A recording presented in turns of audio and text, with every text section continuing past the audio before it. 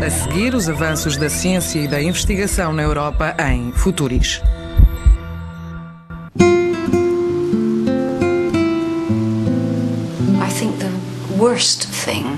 Acho que o pior é a perda de um companheiro. Dantes tomávamos decisões juntos. Agora sou eu que faço tudo e não tenho o parceiro que tive durante anos.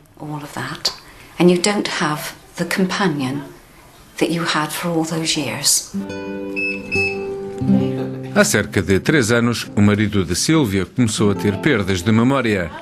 Aos 79 anos, o antigo engenheiro é uma sombra de si próprio.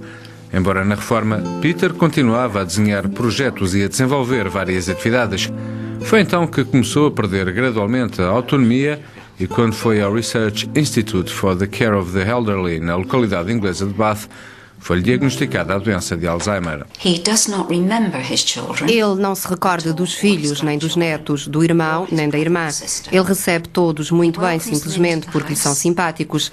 Gosta de os ver, mas não se lembra deles.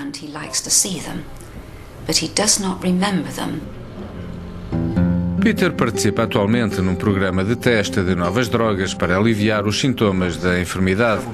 Trata-se de uma das muitas pesquisas levadas a cabo na Europa com o objetivo de compreender doenças relacionadas com a idade e aliviar o fardo dos familiares.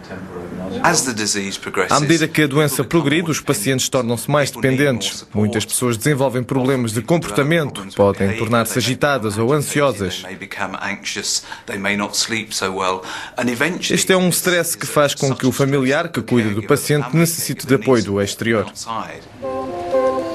A doença de Alzheimer foi em tempos considerada uma consequência natural do envelhecimento, embora rara. Mas agora causa grande preocupação no seio das autoridades médicas do mundo inteiro.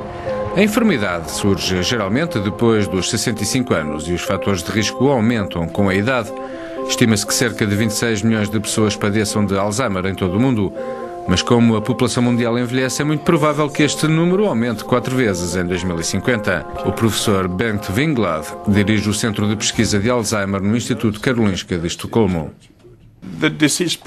A doença começa geralmente nesta parte do cérebro, aqui a amarelo neste modelo.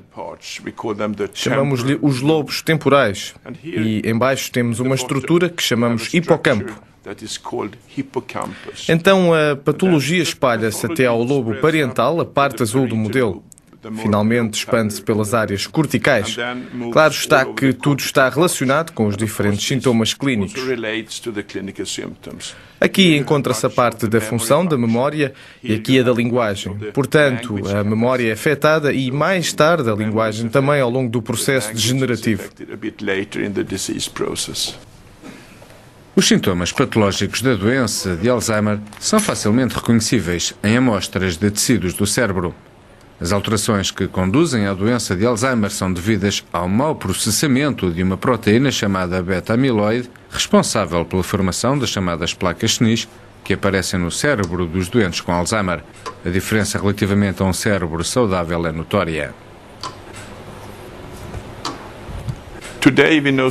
Atualmente sabemos muito mais do que há 2 décadas. Há 20 anos não havia medicamentos, o tratamento não era o melhor e não havia drogas no mercado. Hoje temos a primeira geração de remédios, sabemos da importância da beta-amiloide e o tratamento melhorou substancialmente.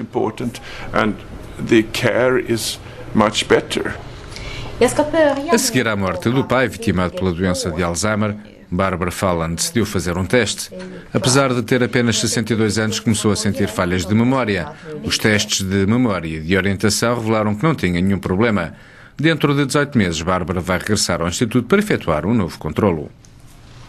I just wanted to check out if it's just ordinary, stress and you have lots of things. Eu queria apenas verificar se me encontro estressada quando se tem muitas coisas em que pensar e apenas se recorda o que é importante e se esquecem coisas menores. Mas, entretanto, comecei a esquecer-me de encontros ou quando subia para ir buscar um café no cimo das escadas, questionava-me: o que estou aqui a fazer? O que vim aqui fazer? Às vezes esquecia-me e tinha de voltar a descer e recomeçar tudo de novo. And sometimes I forget, and I have to walk downstairs again and start from the beginning. Os testes de memória são o primeiro passo para o estabelecimento de um diagnóstico. Um diagnóstico precoce é importante para verificar se existem outras causas para a perda de conhecimento. Fazemos imensos testes de modo a podermos verificar verdadeiramente se existem problemas de memória e atualmente temos algumas ferramentas técnicas que podemos utilizar para apoiar o nosso diagnóstico, como o recurso à imagiologia neurológica, de forma a verificarmos a estrutura do cérebro. As imagens médicas por ressonância magnética já provaram ser ferramentas inestimáveis no diagnóstico da doença de Alzheimer. As imagens em 3 dimensões, resultantes do poderoso campo magnético onde é colocado o paciente, permitem ver claramente o que se passa no cérebro. A imagem da esquerda mostra claramente a atrofia típica de um estado avançado da doença de Alzheimer, enquanto a da direita reflete um cérebro normal. Mas enquanto os cientistas correm em busca da solução para o mal, o que podemos fazer para o evitar? Agora sabemos que há muitos fatores ligados ao estilo de vida, como a atividade física, o treino mental ou as atividades sociais que podem proteger contra a doença de Alzheimer.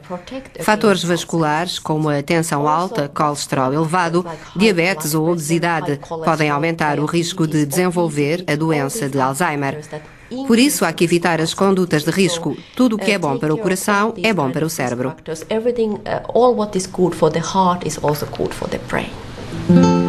A população europeia está a envelhecer. Estima-se que a percentagem de pessoas com mais de 65 anos na União Europeia vai passar dos atuais 15,4% para 22,4% em 2025. Isto significa que o número potencial de doentes de Alzheimer vai também subir se, entretanto, não for encontrado um remédio.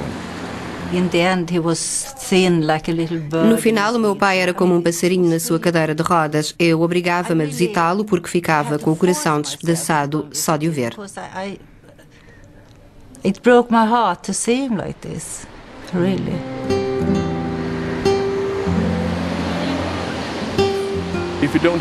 Se não encontrarmos uma cura ou um tratamento para a doença de Alzheimer, receio que muitos sistemas de saúde entrem em colapso.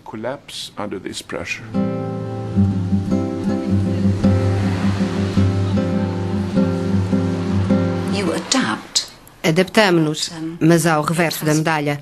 Perda de liberdade e o tempo imenso que demora a explicar-lhe a coisinha mais simples. For him to do.